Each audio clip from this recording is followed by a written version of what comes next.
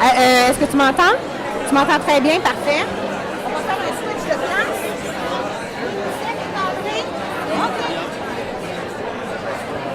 Mesdames et messieurs, bonsoir en direct de l'événement terrain d'UNICEF Canada Québec, en direct de Montréal. Je suis en compagnie d'un avocat, M. Laflèche, qui va nous parler un petit peu de son expérience, son appartenance aussi à l'événement ce soir. Bonsoir, vous allez bien, M. Laflèche? Bonsoir, merci. Oui, je vais très bien. Je travaille un peu à l'international, donc j'ai eu la chance de voyager en Afrique, en Asie du Sud-Est, au sous-continent indien, et j'ai vu le travail qu'a fait UNICEF, et on voit toujours leurs camions et leurs jeeps un peu partout, et le travail qu'ils font, surtout sur le terrain, et vraiment c'est un travail extraordinaire, et c'est pour ça que j'ai voulu venir avec mon épouse et mon fils pour les appuyer. Et j'ai acheté une pompe à eau.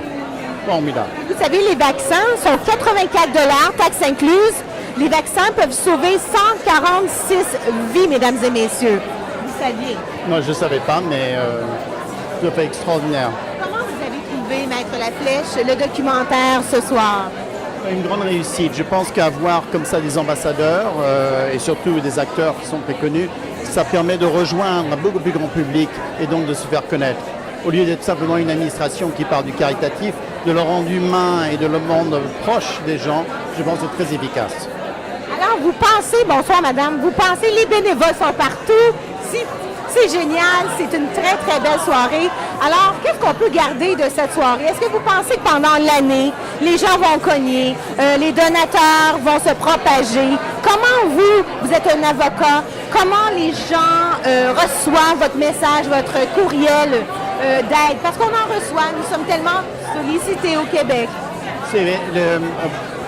Partout dans le monde, les gens sont inondés. Ils sont inondés d'informations, inondés de demandes, et il faut toujours essayer d'être plus créatif, mais également d'être plus authentique. Et là, c'est un challenge pour UNICEF et pour d'autres, parce que les gens oublient, malheureusement.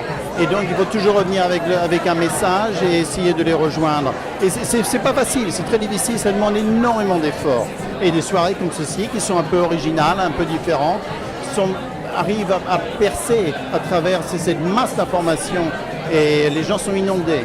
Mais justement, quand vous avez été en Afrique et ailleurs, les Européens, les Canadiens sont tellement aimés, tellement généreux, il faut le dire, le mot généreux, avec Haïti, avec le lac Mégantic. Comment qu'on peut pas donner? Hein? Qu'est-ce qu'on pourrait faire? Justement, je vais vous laisser parler à la caméra.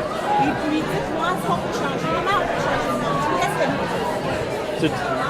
C'est très difficile de changer le monde, mais la meilleure façon probablement, c'est de les rejoindre. C'est de les rejoindre en direct.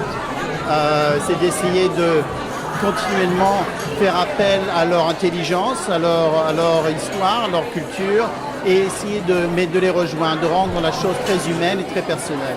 Voilà comment on peut, je crois, toujours garder le message vivant.